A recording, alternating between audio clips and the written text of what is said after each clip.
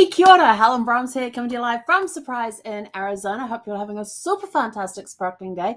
Welcome to Before the Dirt Nap podcast number 1853. Yes, I did remember to change the number. Yay!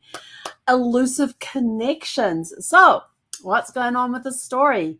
We are moving on and looking for other DNA matches that will connect and everything else. And the one I was talking about yesterday, there was just nothing was happening with that one. I couldn't find any connections. Basically the well had run dry on that one with hints and tips and everything else. So I thought, okay, let me start on another one because it's always good to have them going just for a bit of variety so you can check in here and check in there and that sort of cool stuff. And so I came across one where I have either a fourth or sixth cousin on my maternal side, supposedly on my maternal side. So I started drawing out her chart based on what she had online already, and then added my own thing. And the problem is that I'm actually going to have a blank one here. So this is a blank pedigree chart, and the person's here: parents, grandparents, great-grandparents. That only goes, the 4 generations. But what happens when you get to here and you want to go to the second great-grandparents? Oh, hang on, those are the second great-grandparents. No, hang on. No, the great-grandparents. And you want to go to the 16 second great-grandparents. What do you do then? What you do is that you can then number each one of these 8 here and start them on their own sheet. So you take this one and you put up a new sheet and their information goes here and you put a number next to them. So that then corresponds with, and so it corresponds back to the original sheet. Like you have the master sheet, and then this person's number 1, you put the details here, you put a number 1 next to them, and then you start on theirs. And then on top, I put here second, I put great-grandparents, second, third, fourth. So now we're up to the 4th great-grandparents. And I think that's what I did. 5th. Sorry. Yes, I've miscalculated my thingy, I just realized. So here I put great-grandparents, second, and then across the top I put second, third, and 4th. So that takes me up to the 4th great-grandparents. But is that enough to get to 4th to 5th cousin, 4th to 6th cousins? No, it's not. And I have a handy-dandy little, I think it's not. Well, 3rd great-grandparents will get you to 4th cousins, 4th great-grandparents will get you to 5th cousins, and 5th great-grandparents will get you to 6th cousins.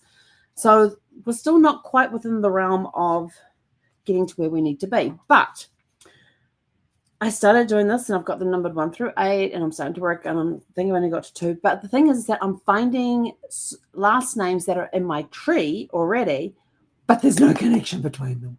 I'm sort of like, okay, looking, their birth dates here, this birthday. Okay, so this person here could be an aunt or an uncle, depending whether it's male or female, to this one here. Maybe their parents are sibling, maybe a sibling with a parent. Get to the parent, no connection. I'm like, dang. So, but I thought I would show you because some people are going like, well, I really don't understand the cousin thingy bob. So I've got that sorted out for you. So let's go to, I think this is the one I want. Yep, this is the one I want.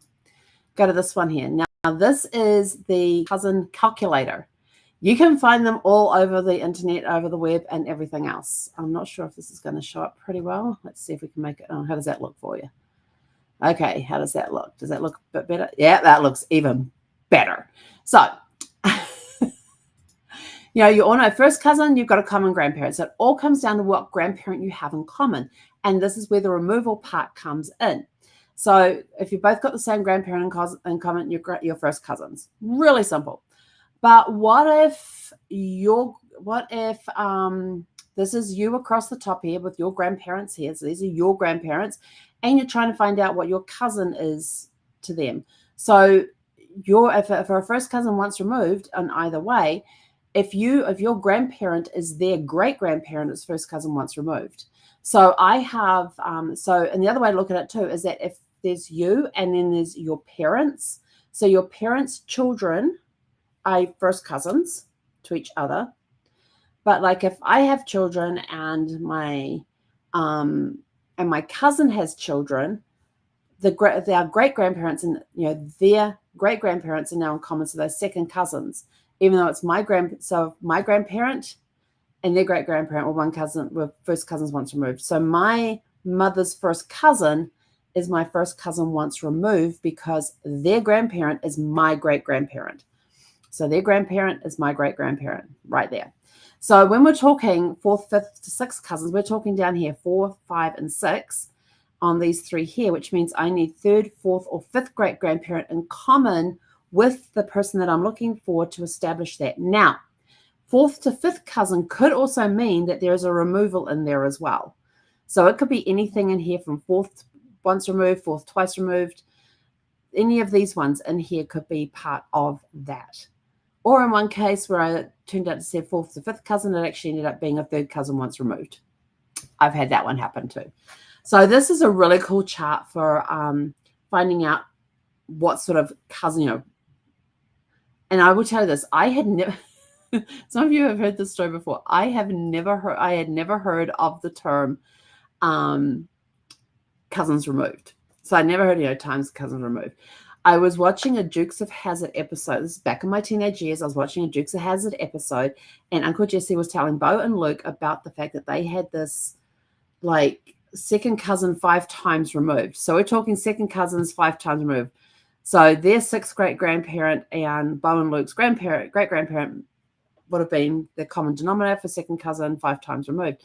And all I could think of was 5 times removed?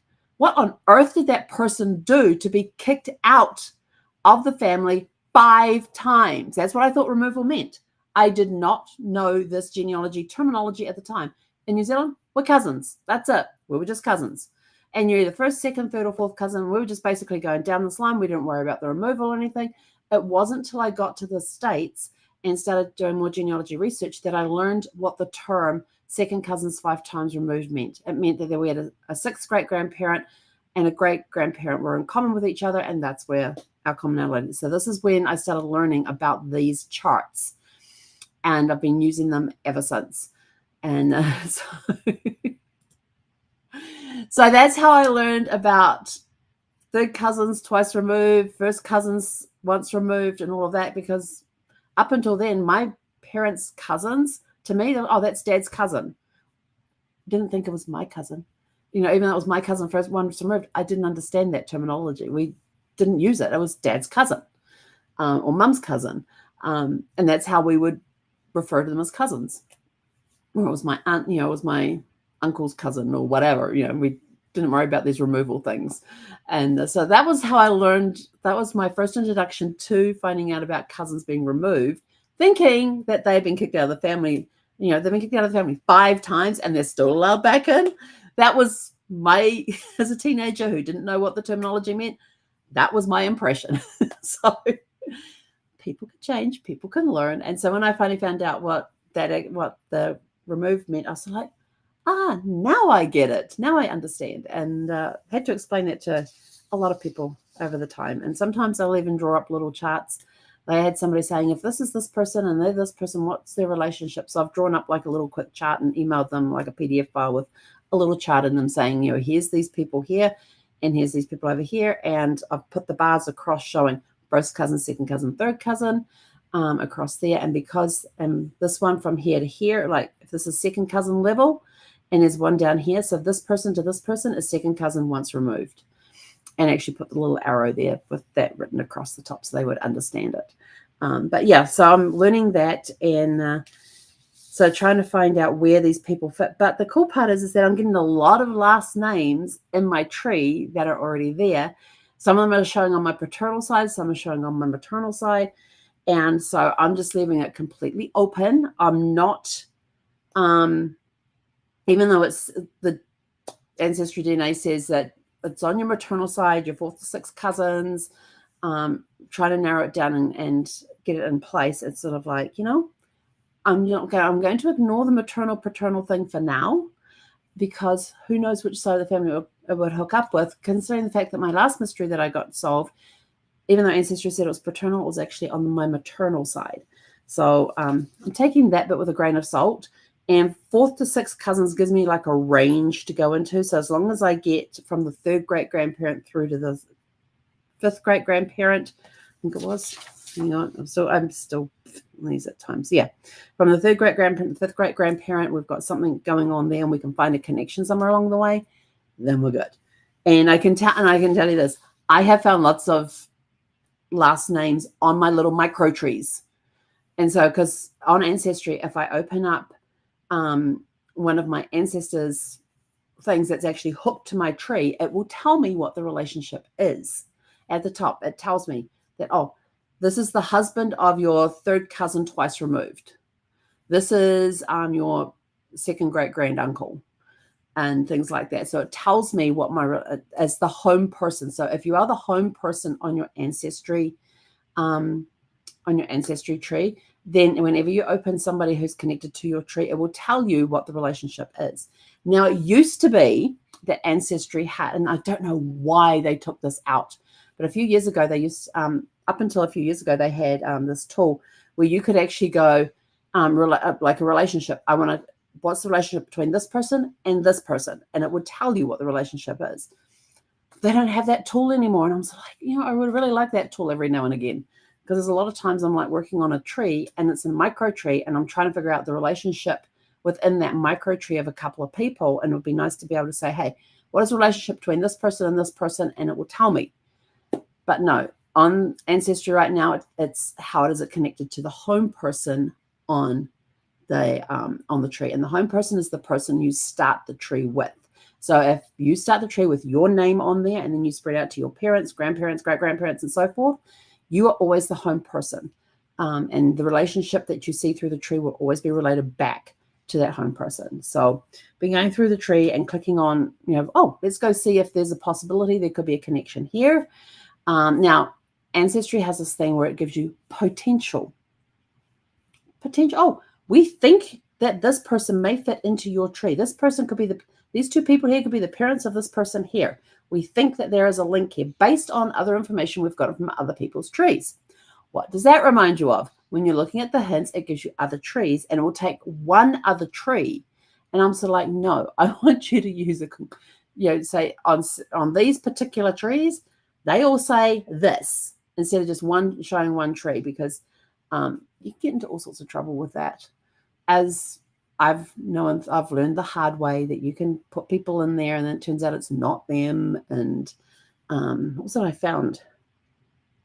Oh yeah, I keep finding things like they're trying to say, oh, this person's here and here's their birth record, blah, blah, blah, blah. And I've gone in there, like I found this really cool, what did I do with that today? Found this really cool page. It was a double spread of a parish record. And it was all freehand written. There was no lines, there was no columns, nothing. It was freehand written. And basically they said and this one family went in on one day and baptized all of their children and the parents at the same time. And they had, hang on, how many children do they have in there? 1, 2, 3, 4, 5, 6, 7 children, plus mum and dad, all got baptized on the same day. But the really cool thing is that they turned around and said that put the name there, was born and put the birth date there, and then put the second child, and they went through each child and put the birth date in there, and then at the end they said that they were all baptized on this particular day. And I was like, yes, there was all the children listed with the mum and dad, and I was like, yay, because I knew a couple of the kids that lived in this tree, because what happened in that tree is that one daughter got married to one guy and had some children with him. Then she died. Then he ended up marrying the sister-in-law, and then they had children together. And those 2 children were listed on this baptismal record from this parish. And I already knew who the parents were from the marriage certificates, because it had the father's names on. The father's name was on there, and he had an unusual name too, so it made it easier to match things up. But yeah, he had an unusual. The mother had an unusual last name, because it put the mother's maiden name on this particular record. And she had a very unusual last name. And which I actually happen to have one of those in my tree, but no relation at this point in time. No joining up anything. So there's all these little things where they got possible areas to match up, anywhere from 4th through to 5th great grandparents. From 3rd through to 5th great grandparents. There's always places they could connect if the last names and the families lined up together. Here's my tree, here's their tree, and we're not making any connections. And it's like, I have over 100 people in this micro tree, and not one of them can I match up with anybody in my tree. Even looking at the timelines, yep, this is, they've got these people over here, these people over here with the same last name. Could they possibly be related? Absolutely, they could, because they're from the same area in England, which is kind of like, you guys are all from Derbyshire. So what's going on? And I'm like, you guys have got to be connected somehow. And they're all from the same town. And I'm like, you have to be connected somehow. But we keep going, and I keep going back and looking, and all the potential parents that they keep putting in there don't match up. One's like a generation behind the other. So one's got this birth date and the other one's got this birth date, and there's about 20 years between them. So could they be brother and sister? Maybe, because back in those days, it wasn't uncommon for the woman to have children into her late 30s. They usually got married when they were teenagers, and through to late 30s, they were still having kids. So it was common to have a 20-year spread over children. Usually they had about 10 to 12 children during that time, a lot of children. Some didn't survive, which was, pretty common thing back then as well. But they had to keep themselves entertained in the evening somehow. So they didn't have TV, they didn't have streaming, they didn't have internet, they didn't have any life. They had to find their own amusement. So they had big families back then. And to come across a family that only had 1 or 2 children was sort of like, did a parent pass after the second child was born? Were there other, looking at the year gaps as well? If one was born in 1836 and the next child wasn't born until 1842, what happened in those 6 years in between? Were there children that had been stillborn? Were there children that had lived for a short amount of time and died still in childhood? Could it be that there's actually, because this was, I found on one of them, it had, one of the children actually had the name of the second wife as his mother. But when I looked at the years that the first wife was alive, he was actually born to the first mother, and I found his birth records and his baptismal records that cleared that piece up. But it wasn't until later on, documents later on in his life, where the stepmother was actually listed as his mother. It was actually on census reports. And this is where you do not make assumptions on census reports. On the census reports, when they started putting the relationship there, like they put, here is the head of the family, here is his wife, and here is his children. It is implied that these children could be the wife's children, but not necessarily. And so a lot of people make assumptions on that, and you got to be careful with census things, because here's the dad, here's his wife, but these children may not be his. And this is what had happened on a census report, is that somebody had put that this woman, who was the wife of the head of the house, was the mother of this child. And I'm like, no. She is the stepmother of that child. And somebody had put it in the thing that was his mother. And I'm like, yeah, no. I had gone back. I found the birth records, baptismal records, that showed that the first wife was actually the birth mother. She had passed away. He had gotten married again and then had another string of kids.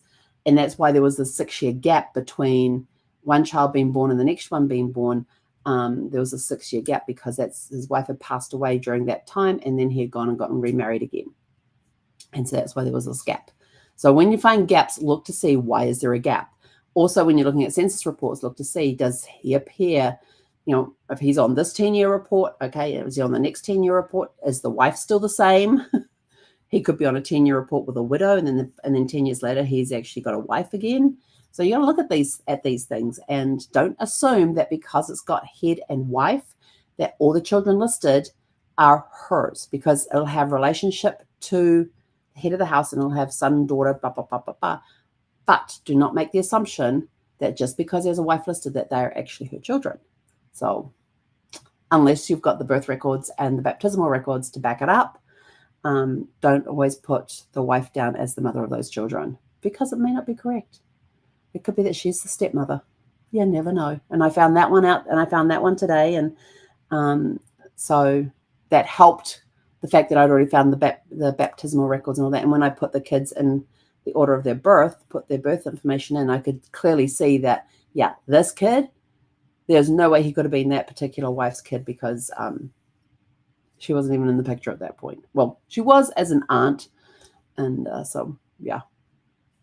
So just keep your eyes open and keep aware of these things. So we're still going to keep digging for these elusive connections. They're in there somewhere, and I'm making quite a big tree right now as a micro tree, filling it up with all this information. At some point, there is going to be a connection. And because we're on the records in England now, and most of my family, on both sides of my family, originate from England, Scotland, Ireland, and Cornwall. In fact, I think I found some Cornish records in there. Didn't I find some Cornish records today? No, they're around Derbyshire. And being around Derbyshire means that, or Derbyshire, they're all from the same, all these people are from the same area in this county in England, which is not a large county. And it's sort of like, oh, there's the Cornwall one. Yeah, no, that's a great-grandparent. Got married in Cornwall. But then her and her husband were from Cornwall. So yeah, they eventually, so when you're looking back in like this 1800s, 1700s, people didn't move around a lot. So if you have a concentration of a family name in that area, the possibility that they could be related is extremely high. It's like, I know all the Eakins that came from war boys were all related, because there was a big contingency of them there at the time during this early 1800s through to mid 1800s. There was a huge contingency of them. Some of them had spilled over into rounds. What's the next one over? North something. I can't remember. The next county over. And so some had spilled over into there. So most of those ones are related as well. And when you pull the whole pool together and seeing where everybody went, they went to Canada, the US, Australia, and New Zealand. And some stayed in England. So yeah, there was a widespread. They spread out a little bit. And there was one of my, was he a great-granduncle? I think he was an uncle. A great-granduncle in there somewhere. And he actually got married twice. With the first wife, he had I can't remember whether he had 5 children with the first wife and 6 with the second one, or he had 6 with the first one and 5 with the second one. But he got married, had like 5 or 6 kids. Then his wife died, and then he got remarried. And so he still had his 5 or 6 kids from the first marriage, and then he had 5 or 6 with the other one. And then he died and left his second wife with 11 children to raise. It's like the poor woman. And I can't find any record if she did not get married again as far as I can find. So she was stuck raising 11 kids. 5 of them or 6 of them were her own. The other 5 or 6 belonged to the first wife. So yeah, there was some of that going on too. But anyway, and somebody wanted to know about half. So you've got these half cousins as well. And the half cousin is when you have one grandparent in common, but the other one. So for example, if you have, like in this case with George, yes, I will tell you, George, William, John, James, and Thomas are the 5 most common first names with the last name of Eakins. It's like looking for John Smith when you've got those 5 first names. I kid you not. I went through 183 John Smiths to find the one that fitted in my tree. And that was they were born within a 3-year period. Yes. And I'm pretty sure that during that 183, because I keep track of them, that I may have actually doubled up on some of them. But anyway, so when you had George, who had his, I think it was 5 children he had with Sarah, and then he married Rebecca and had 6 with her. But when he had the 5 children with Sarah, if you have a connection, and then he had the children with Rebecca. So Sarah and George is the one that you actually come down from. That's my line of, could be my line of descent. So that's my ancestral line. But meanwhile, he's had kids with Rebecca. So you gotta remember this. I think George is like my 4th or 5th great grandfather. So my line of descent comes down through him. But my 5th, so say he's my 5th great grandfather. So his son was my 4th great grandfather, but he had all these siblings, but he had half siblings as well. So his half siblings become my half great grand uncles and aunts, and their kids and all their kids become my half cousin with whatever numbers and removals are in there. because I only have one grandparent in common with them. If I had both George and Sarah, then they're full on cousins and grand aunts and uncles and all that sort of stuff. But if it's off, like I have, if you remember me telling you about my great-grand uncle who was a tyrant in Australia during World War II and was a Nazi sympathizer, embezzled money from the Nazis and was a horrible landlord. Like, he would turn the power off in the buildings. He would turn the heat off in the middle of winter and all of this sort of stuff. He was horrible. He got arrested for treason twice in a week. They arrested him first, kept him for like 2 or 3 days, then released him, and then rearrested him 3 or 4 days later, all for treason. I actually have found copies of the police reports online, so I actually have copies of those, which is kind of cool to read. It's all written in pencil. I did a lot of writing in pencil back then. But anyway, so, and then I was reading about all of this stuff, and I'm like, man, this. Then I realized, oh yeah, he's related to me, but he is only my half great-grand uncle, because only my second great-grandmother is the one that we have in common. That's my second great-grandmother is his mother, but because her first husband died, he is actually the child from her second husband. So yeah, so he's only half related to me. So yeah, so the halves do come in depending on if there was a second marriage involved and the children came from that one common great-grandparent. In this case, it was my second great-grandmother. And he was the child from her second marriage. So we only had the one great-grandparent in common. So he became a half great-grand-uncle. So I'm kind of glad about that one. But you never know. So we're still tracking these elusive connections on another match, which is supposed to be a fourth or sixth cousin, supposedly on my maternal side. But we'll just keep searching and see whether it stays maternal or goes paternal, and what their actual relationship ends up being. So I'm waiting for them to contact me back as well. But in the meantime, I'm doing searches based on the information they already have in their tree, and going from there. So that's it from us for today. Tomorrow evening, I should be on at 6 p.m. Pacific, but it could be a little later, depending what time I get home, because I have a big errand to run, and I've got to be there at 5 o'clock, and it depends if I can get back home from that before 6. So around 6:30, 7-ish. Actually, I'm just going to make the call. 7 o'clock tomorrow night. We're going to be on at 7 o'clock tomorrow night. So go out and have a super fantastic sparkling evening.